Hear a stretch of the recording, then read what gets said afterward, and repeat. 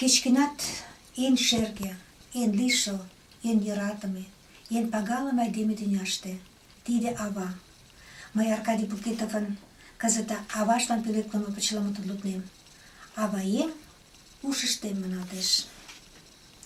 Шонкалем, аваемже ушыштем.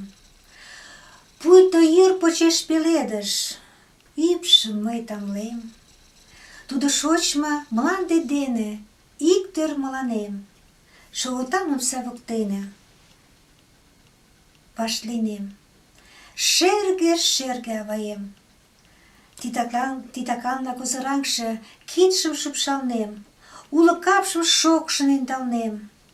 Ныжыл розан лышташ йылмым кӱрыштеш тӱтан мардеж.